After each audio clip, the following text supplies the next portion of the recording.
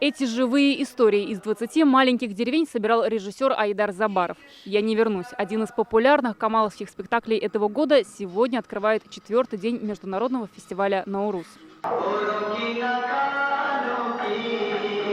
С такими же размышлениями о родном языке, своих корнях, о прошлом и будущем приехали 25 театров из 7 стран. В этом году фестиваль посвящен культуре Хакасии, Тывы и Алтая. У малочисленных народов единица театральных коллективов.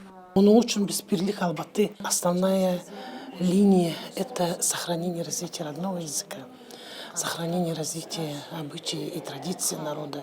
И мы возвращаемся к своим истокам. Главное, мы, наверное, работаем для зрителей, для своего народа, для того, чтобы, когда они есть, мы сила. Башкирские актеры решили стать ближе к зрителям в прямом смысле. Их сцена станет одновременно зрительным залом, а саму постановку главный режиссер называет и вовсе пророческой. Мы этот спектакль придумывали летом 2019 года. Актеры не контактируют, все в масках.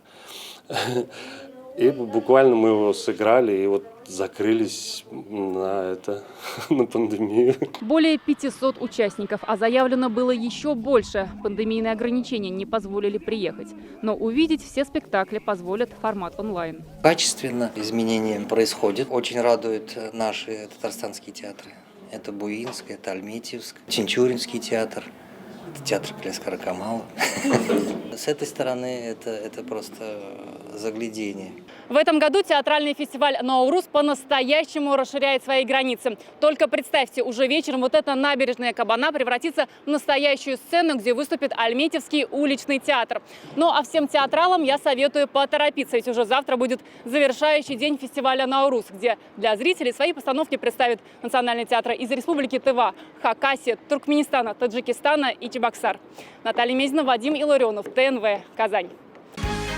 Закажи рекламу на ТНВ. Телефон в Казани 5 705 100.